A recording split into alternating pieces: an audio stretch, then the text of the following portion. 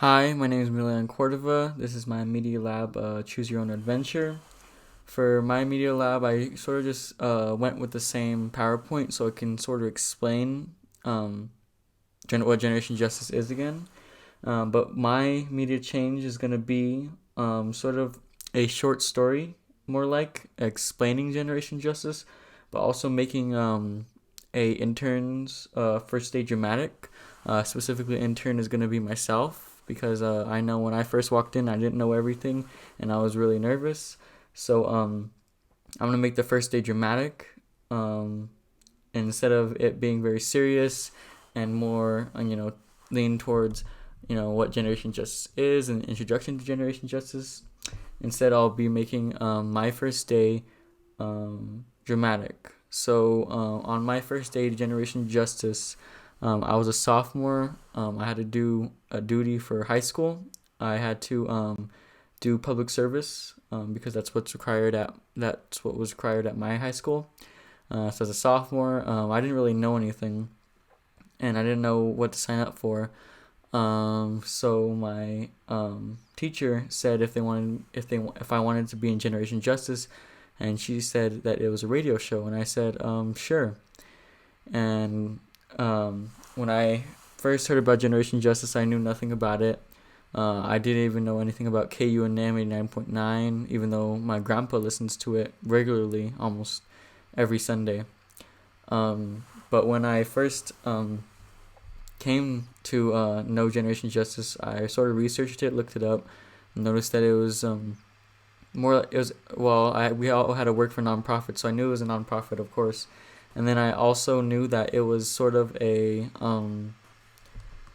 I guess, a place where you can be yourself and where it gives youth voices. So whenever I was discovering it, the first day I went, I was really nervous because it's on the college campus and I'm a sophomore. It's on the college campus of University of New Mexico, where I'm a freshman now. But it was on the college campus and I was a sophomore. I had to find my own way there. I remember getting on the bus to there because they took us on a bus to all of our nonprofit organizations. I was the last one to get dropped off every time. Me and a couple of my friends would get dropped off at the same place at UNM, but they would go on the other side of the campus. So on the Johnson Field, they drop us off.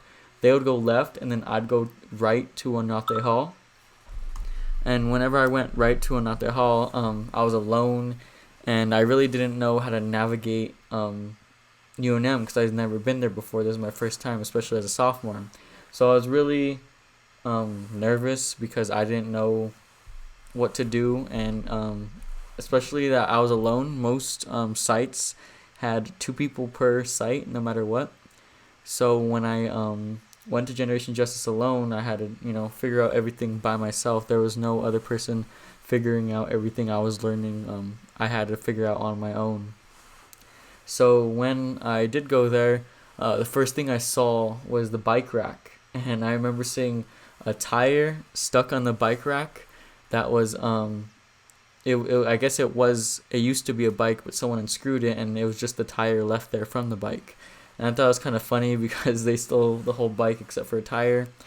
And then I went into the not the hall, and when I went in, you have to sort of get buzzed in. Luckily, someone came out when I was going in. I told them where I was going. They told me where to go.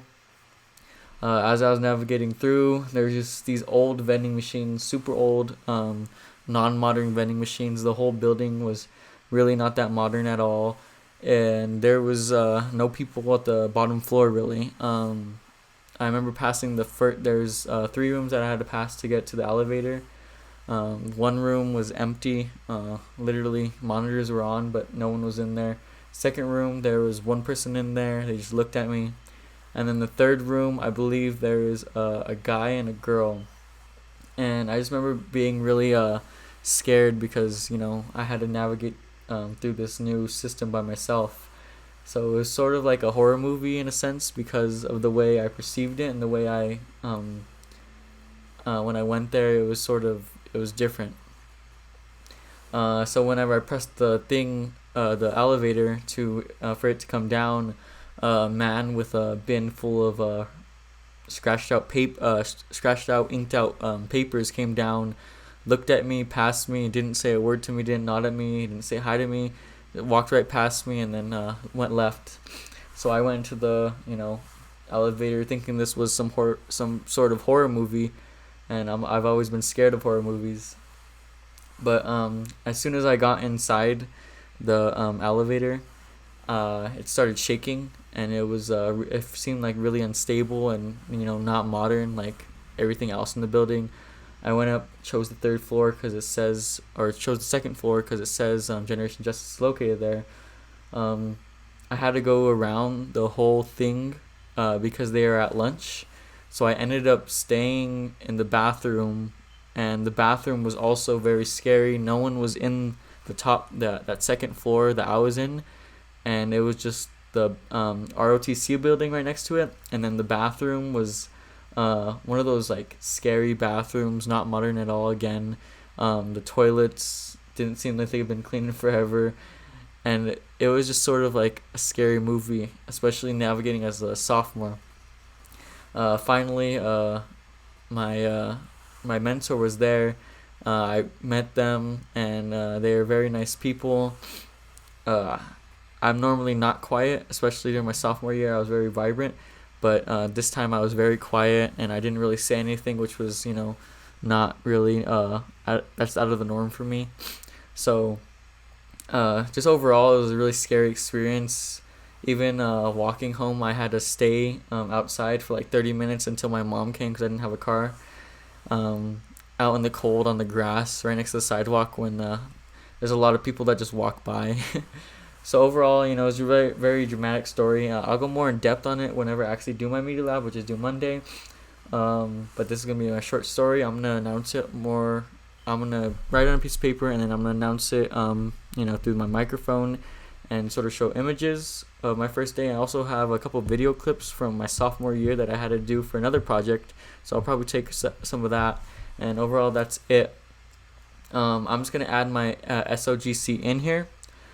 Overall, I think this is a really good plan because if anything, it kind of explains like what the first day as a young 15-year-old kid would do in a situation where you've seen all these in horror movies, and you're nervous because you're the only solo, and you've come out of your shell a little bit, but you haven't become totally social, so it's sort of awkward because you don't know anybody.